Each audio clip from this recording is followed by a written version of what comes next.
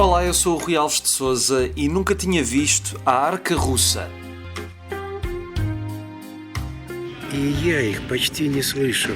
Да. Я все придумал. И про Арбеля, и про Петровского тоже. É o filme de Alexander Sokurov, que é, na verdade, uma viagem pela história através das muitas salas do Hermitage, o museu, o palácio, que é emblemático e tem mais de 400 salas, pelo que pude perceber ao pesquisar rapidamente na internet, e o filme leva-nos por várias dessas salas e, além disso, é um filme muito marcante do início do século XXI, salvo erro, é de 2001, 2002, por ter sido filmado num único plano sequência que nos leva então pelo museu adentro e por várias épocas da sua história.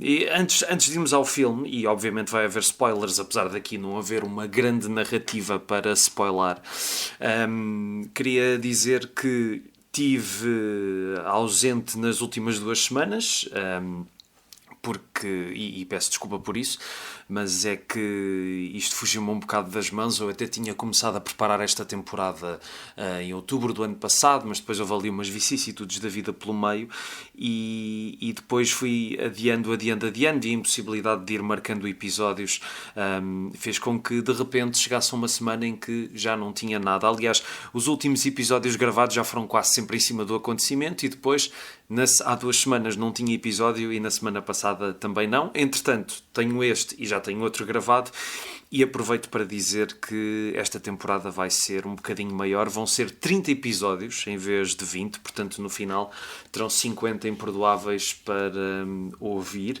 Não prometo que não deixe de haver algumas pausas até completar esta temporada. Vamos ver o que é que acontece. Entretanto já me pus a marcar 5 ou 6 imperdoáveis para fazer. Peço desculpa por isso e peço desculpa a quem ouve atentamente este podcast e volto a fazer um episódio a solo.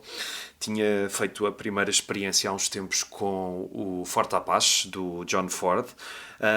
Foi uma experiência feita na rua, à noite, depois de ir ver o filme à Cinemateca.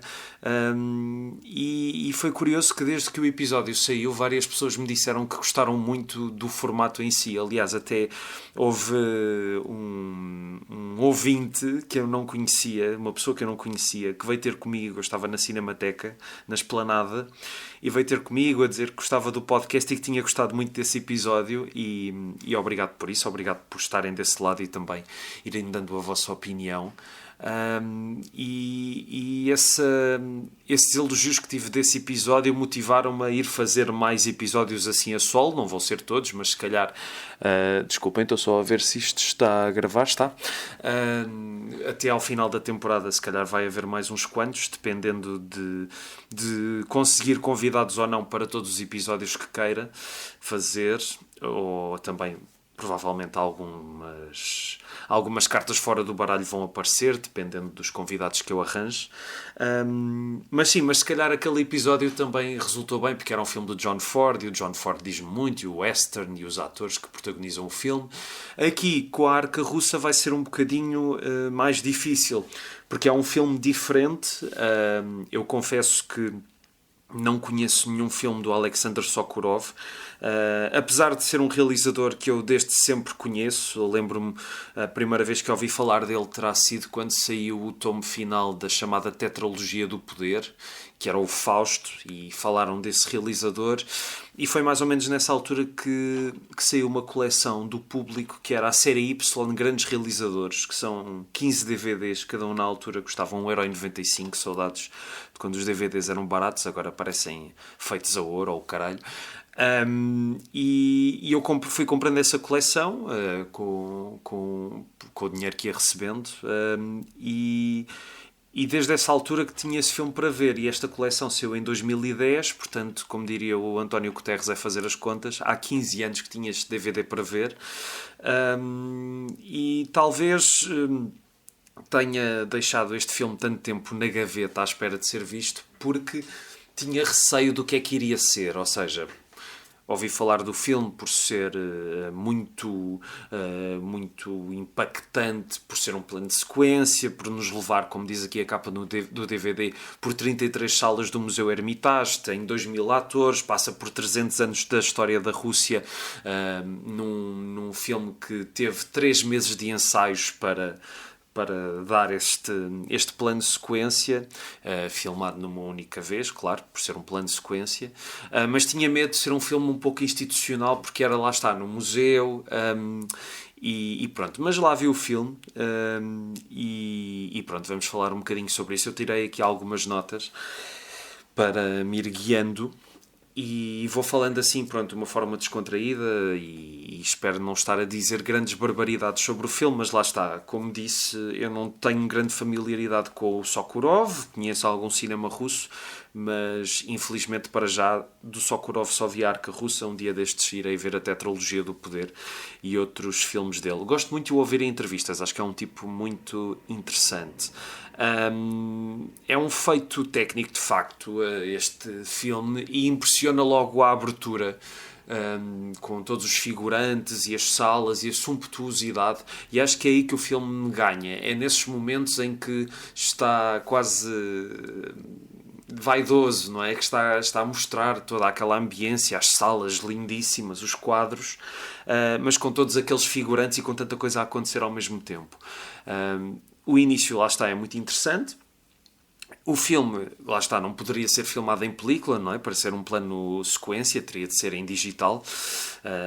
Lembro-me que o Hitchcock, quando quis fazer a Corda, não é? Que supostamente acho que ele queria fazer num só plano de sequência, mas na altura tinha os limites das bobines, e então fez 7 ou 8 planos de sequência que têm transições muito engenhosas para fingir que é tudo de seguida.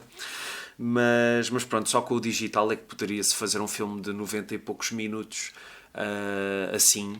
E impressiona isso, impressiona de facto pensar que houve 3 meses de preparação nisto, e é muito curioso ver as centenas de figurantes e como cada um deles está a fazer qualquer coisa. Deve ter sido um trabalho hercúleo preparar isto, dizer a cada figurante o que fazer.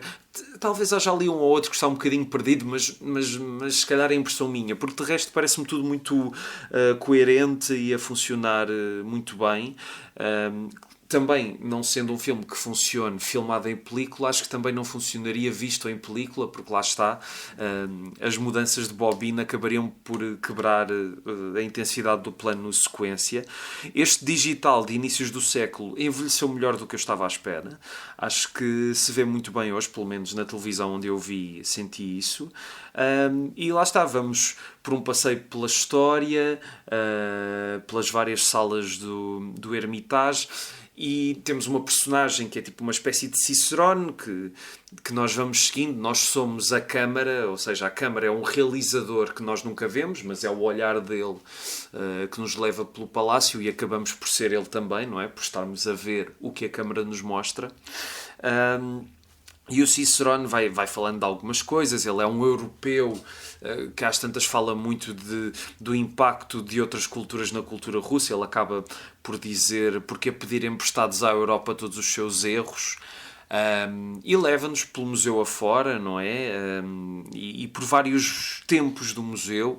Há ali uma parte em que entramos numa sala que tem só molduras sem nada, e fala-se do tempo da guerra contra os alemães, creio que seja a Segunda Guerra Mundial, mas também vamos um bocadinho antes disso, desde o século XVII, XVIII até à atualidade. Num momento temos mesmo visitantes contemporâneos do museu a olharem para os quadros no meio de personagens de outras épocas, mas os meus receios acabaram por se confirmar. Eu acho que este filme vive muito do peso institucional de estar a falar do Hermitage, e se no início e no fim temos a tal sumptuosidade que impressiona, a meio eu senti que às tantas o filme parecia que estava a fazer tempo até ao grande final, ou seja, temos às tantas só o tal europeu a andar pelas salas sem grande coisa a acontecer, e o filme acho que perde um pouco o seu interesse, que é mesmo mais a parte técnica e visual do que o conteúdo em si, que eu acredito que, conhecendo o Hermitage, deve ser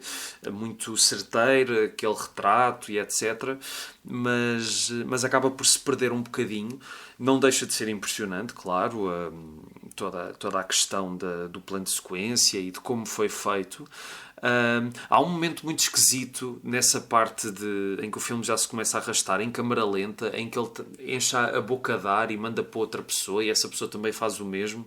É um bocado parvo, não percebi qual é o sentido, mas se calhar tem algum simbolismo que me esteja a escapar.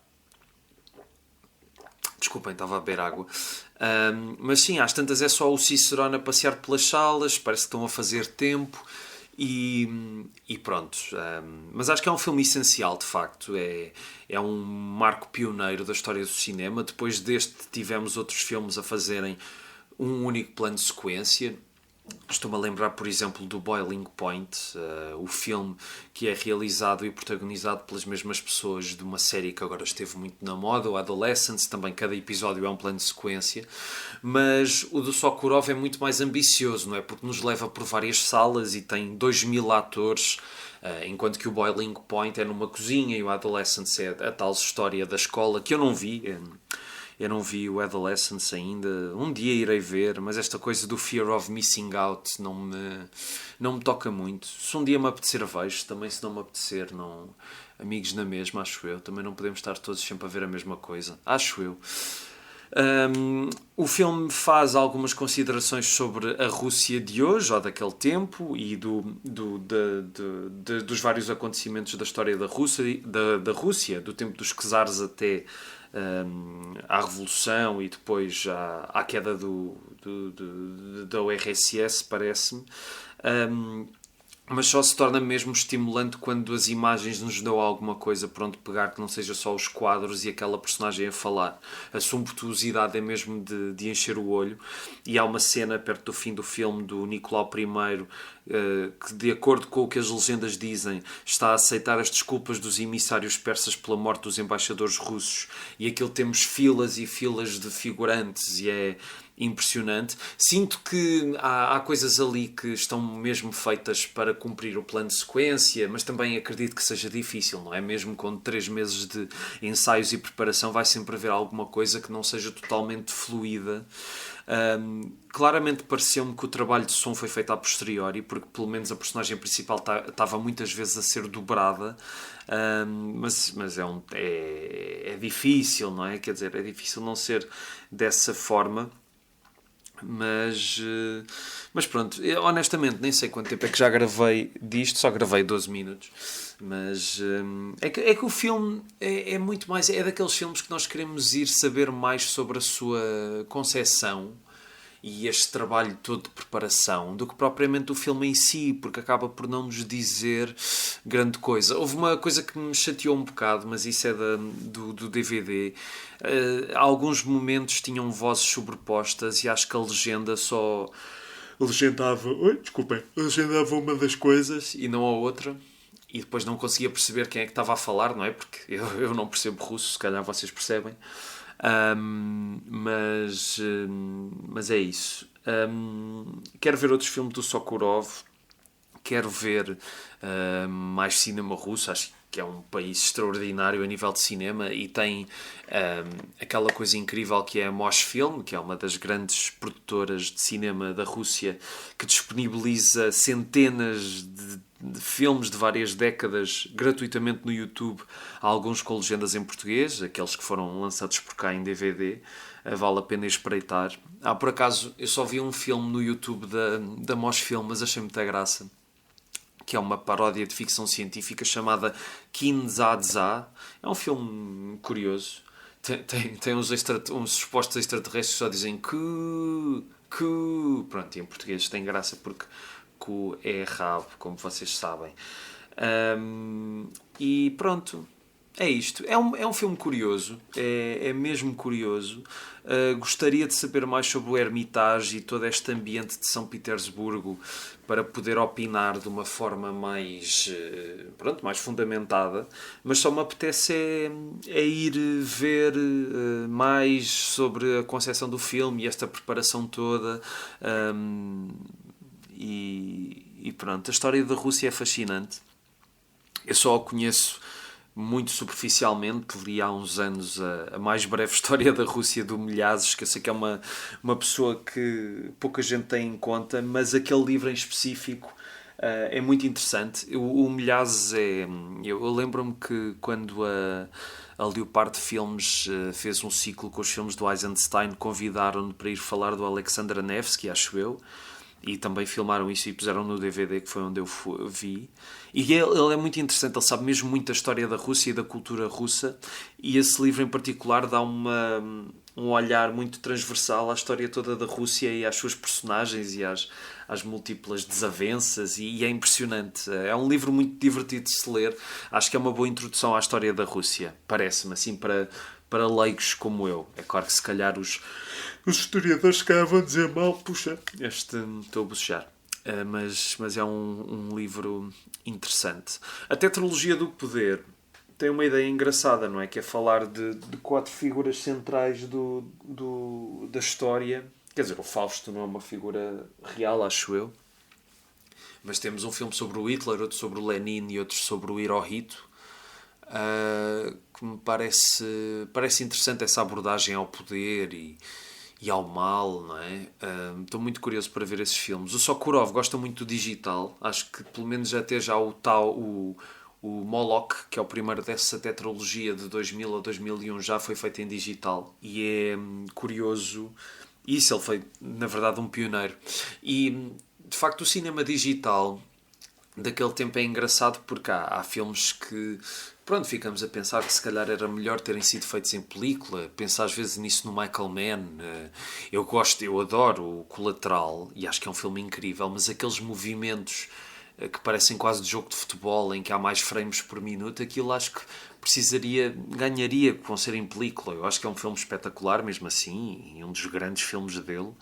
Mas, sei lá, depois revejo o Hit ou o The Insider, que eu acho que é um filme incrível, ou o Thief, o Ladrão Profissional, e funcionam todos tão bem com aquela textura da película.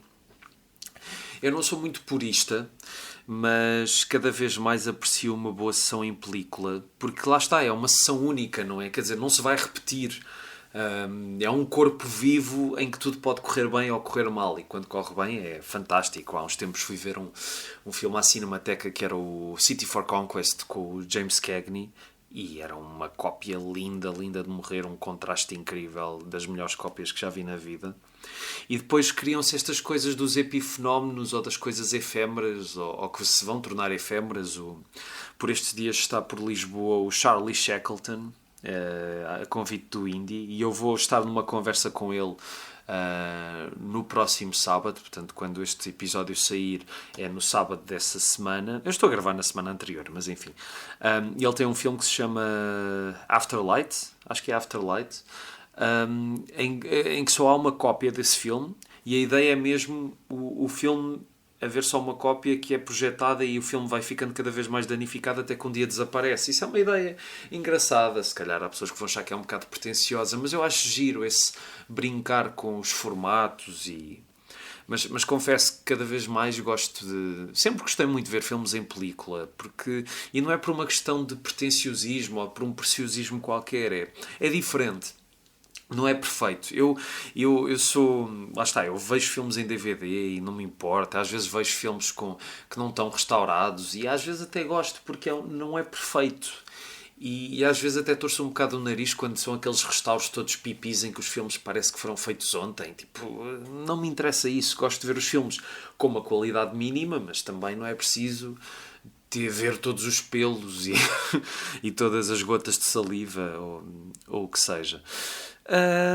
Pronto, olhem, não sei mais o que dizer. De facto, acho que o episódio do Forte Apache foi mais fácil de gravar por causa do filme que era, e também porque foi um motivo para ir a pé até ao Galeto para ir comer um um belo prego. De facto, o Galeto tem bons pregos e este podcast não foi patrocinado pelo Galeto.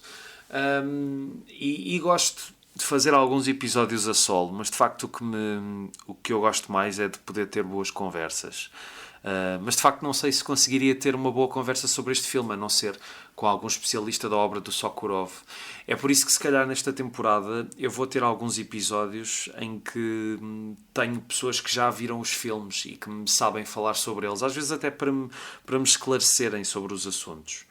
Mas não sei, vamos ver agora como é que corre o resto da temporada. Como vos disse, não prometo que o resto da temporada saia toda de seguida, vamos ver se a vida me deixa ou não. Entretanto, vou ter aí mais algumas mudanças a acontecerem em breve e vamos ver se vou ter tempo para dedicar a este podcast. Ideias para episódios não faltam e convites já feitos também.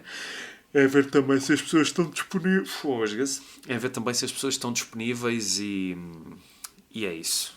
Não sei quanto tempo é que já vou disto. Já vou em algum, de certeza, esta... Ui, já está em 20 minutos agora. Pronto, olhem. Em suma, não falei muito da Arca Russa. Acho que é um filme interessante, obviamente. Quem sou eu para julgar? Gostava de o ter visto há mais tempo. Não, acho que fiquei um bocadinho na mesma, apesar de ter apreciado algumas imagens, mas a ideia que eu tinha do filme era esta: é um feito técnico com algumas coisas interessantes, mas demasiado preso ao peso do Hermitage. E não sei, há um museu tão grande e poderia haver tanta coisa ali para explorar, mas pronto, também estando preso a esta coisa do plano de sequência, acredito que seja difícil. E mesmo assim, é impressionante a quantidade de coisas que ele faz com os figurantes, e quando aparece muita gente de repente, isso é muito engraçado, porque há uns tempos ouvia o Ridley Scott a dizer um disparate, como ele gosta de ir dizendo disparates, a falar do seu filme do Napoleão e de como pôs figurantes digitalmente, e eu gosto muito de ver as pessoas. Aliás, isso é um debate que vamos ter no futuro, não é? Será que com o digital e a inteligência artificial as pessoas vão valorizar mais a experiência humana? Não sei. Tivemos agora o apagão há uns dias e de repente toda a gente a tecer muitos louvores à rádio e à experiência humana da rádio, mas será que as pessoas vão ouvir rádio? Será que de repente, se todos os filmes forem feitos com inteligência artificial, as pessoas vão protestar e vão dizer que querem filmes humanos? Não sei. Só sei é que há muitos filmes para ver e se entretanto todos os filmes forem feitos por robôs, há o passado para ver e tenho os DVDs cá em casa, a não ser que me os venham tirar, ninguém me pode impedir de os ver, ou então filmes sacados da net, que seja. E enfim, olhem, ficamos por aqui então. Não sei onde é que podem encontrar a Arca Russa. Eu acho que este DVD deve andar aí aos pontapés no OLX, porque esta coleção teve muitos exemplares à venda. Aqui o selo do IGAC diz-me que esta é a cópia número 12.742. Portanto, há pelo menos 12.742 cópias deste filme, algumas por aí a circular. Esta coleção foi muito boa. Eu tenho saudades destes tempos, porque os DVDs eram estupidamente baratos e faziam coleções giras, porque esta coleção começava com o Young Mr. Lincoln do Ford, depois tinha depois o Close-Up do Kiarostami, um filme do Dino Risi, outro do Pialá, do Alain René, uma coleção incrível mesmo. Talvez seja a melhor coleção de DVDs a 1,95€ dos jornais em Portugal. E tenho pena que isto tenha acabado. Mas olhem, é assim a vida, não é? Nem tudo dura para sempre e etc. Mas é engraçado, passados 15 anos, este filme ainda funcionar. Eu acho isto muito curioso e poder ver isto agora. Pronto, olhem, o próximo episódio já está gravado, vai ser um filme completamente diferente, não vos vou dizer, vai ter um convidado e pronto, olhem, bem-ajam, resto de uma boa semana e cognac. Eu sei que cognac era a palavra que toda a gente associou ao Vasco Granja e aos desenhos animados de leste que ele mostrava, porque cognac quer dizer fim, mas neste caso é mesmo o cognac deste episódio. Vá, bem-ajam. Pipi parou, como diriam no Maré Alta. Percebi depois de parar de gravar que me tinha esquecido de uma coisa que tinha apontado nas minhas notas em relação à Arca Russa, que é o final. O final dá um certo aspecto melancólico ao filme, de tempos que já passaram e que não voltam, e o avançar voraz do tempo, que faz algumas coisas perderem-se e outras voltarem. E o final é muito bonito. Parece-me que todo o filme está à espera daquele final. E lá está, é como toda a cena do lá o aristocrata europeu a ver os quadros, parece que está a fazer tempo para esse grande final avassalador, que de facto é incrível. Mas é engraçado o que é que esse final diz sobre a passagem do tempo e a história que passou por toda a história que passou por aquele edifício ao longo do tempo. E o final faz o filme, de facto. Pronto, era para deixar esta nota, é o que dá estar a gravar episódios sozinho, pois há coisas que me esqueço. Agora sim, bem-ajam.